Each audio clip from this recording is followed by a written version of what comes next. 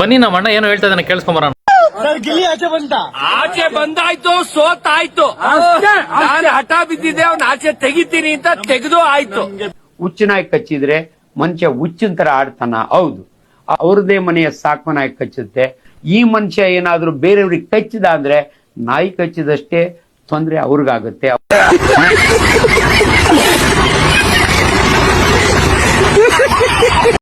ಅಣ್ಣ ಗಿಲ್ಲಿ ಗೆಲ್ತಾನ? 100% ಅವ್ನು ಗೆದ್ದು ಬಿಟ್ರೆ ಅವ್ನ ಕಾಲ್ ಕೆಳಗೆ ಹೋಗ್ತೀನಿ.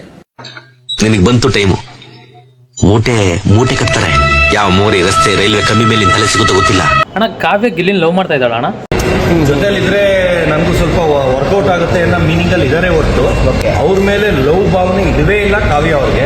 ಅವ್ರ ಮೇಲೆ 1% ಇಲ್ಲ. ಯಾಕಂದ್ರೆ ಅವನ್ನ ಕಟ್ಕೊಂಡ್ರೆ ಫಸ್ಟ್ ಮೇಕ್ ದಿನ ಓಡೋಗ್ಬಿಡ್ಬೇಕು. ಗಿಲ್ಲಿ ಕಣಕ್ ಕಾಣಿಸ್ಕೋ, ಗಿಲ್ಲಿ ಸಿಕ್ಕಿದ್ರೆ ಅಂತೂ ಇಕ್ತ ನಿನ್ ಬಾಯಿಗೆ ಬುಲ್ಲಿ. ಸರ್ ನೀವು ಬದುಕಿರೋವಾಗಲೇ ಯಾವ್ದಾದ್ರು ಒಂದು ಪಾರ್ಟಿ ಕೊಡಿಸ್ಬಿಡಿ ಸರ್ ನಮ್ಗೆ.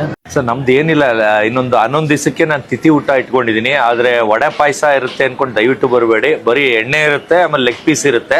ಸಾಕು ಸರ್, ಇಷ್ಟಿದ್ರೆ ಸಾಕು ಸರ್. ಅಣ್ಣ ಗಿಲ್ಲಿ ಗೆದ್ದು ಈಚೆಗೆ ಬಂದಿದ್ದಾನೆ ಗೊತ್ತಾ ಅಣ್ಣ? ಆಚೆ ಬಂದಾಯ್ತು, ಸೋತಾಯ್ತು. ನಾನು ಹಠ ಬಿದ್ದಿದ್ದೆ ಅವ್ನ ಆಚೆ ತೆಗಿತೀನಿ ಅಂತ ತೆಗೆದು ಆಯ್ತು. ಇನ್ ನಾವು ಬೋಸಡಿಕೆ ಗಿಲ್ಲಿ ಏನ್ರ ಗೆದ್ದನ ತಿಳ್ಕೊ. ಓಟ್ ಯಾರ್ಯಾರು ಹಾಕಿರ್ತಾರಲ್ಲ ಅವ್ರ ಕೈಲಿ ಹೊಸ ಮಂದಿ ಕೈಲಿ ಹಿಡಿದಿನ ಕುಂಡಿ ಹಡಿಸ್ತಾ ನಾವು ನಿನಗ. ಸರ್ ನೀವು ಇನ್ನು ಏನೇನ್ ಕೆಲಸ ಮಾಡ್ತೀರಾ? ನಿಮ್ಮಲ್ಲಿ ಇನ್ನು ಏನೇನ್ ಕಲೆ ಇದೆ? ನಿಮ್ಲದ್ದಿ ಎತ್ತುತ್ತೀನಿ ಸರ್, ಚಾಲೆಂಜ್ ಮಾಡ್ತೀರಾ 5 ಲಕ್ಷ?